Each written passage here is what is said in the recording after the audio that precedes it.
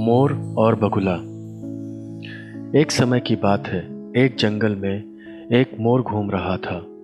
आकाश काले बादलों से घिरा हुआ था और ऐसा लगता था कि कुछ ही देर में वर्षा होने लगेगी। बादलों की गड़गड़ाहट सुनकर मोर खुश हो गया और अपने पंख फैलाकर नाचने लगा। उसे अपने नृत्य व सुंदरता पर बड़ा नाज था। नाचते हुए मोर के पंख बहुत ही सुंदर लग रहे थे। तभी कहीं से उड़ता हुआ एक बगुला भी वहां पहुंच गया। उसने मोर को नमस्कार किया और कहा, वाह मोर भाई, तुम्हारे पंख तो बहुत सुंदर लग रहे हैं और तुम्हारे नृत्य की प्रशंसा में तो मेरे पास शब्द ही नहीं है। तुम्हें देखकर मन खुश हो गया। मोर घमंडी प्रवृत्ति का था। उसने बहुत ही घृणित दृष्टि से बगुले की ओर देखते हुए उसके अभिवादन का उत्तर दिया। बगुले को मोर का व्यवहार देखकर दुख हुआ। वह बोला, मोर भाई, आपने मेरी बात का ऐसा फीका सा जवाब क्यों दिया और आप मेरी ओर इतनी घृणा से क्यों देख रहे हैं? मोर बोला, मैं तुम्हारे पंखों को देख रहा हूँ। कितने बदसूरत है ये, ना तो इनमें कोई चमक है ना ही कोई रंग। तुम्हें देखकर मेरा मन घृणा से भर गया।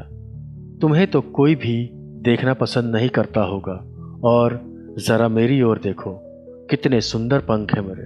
प्रकृति ने तुम्हारे साथ जो अन्याय किया है उस पर मुझे दुख हो रहा है। वास्तव में तुम्हारे पंख बहुत बेकार हैं। क्या तुम्हें कभी बुरा नहीं लगता कि तुम मेरे सामने कितने रंगहीन और कुरूप दिखते हो? प्रकृति ने तुम्हारे साथ भेदभाव किया है। यह सुनकर बगुला बोला, कृपया प्रकृति को दोष ना दें। उसने जैसा भी दिया है ठीक दिया है। प्रकृति ने हर प्राणी को आवश्यकता अनुसार गुण दिए हैं। प्रकृति ने आपको सुंदर पंख दिए हैं क्योंकि सुंदर पंखों से आपका नृत्य मनभावन लगता है। परंतु मुझे अपने जीवन यापन के लिए लंबी उड़ानों की आवश्यकता पड़ती है।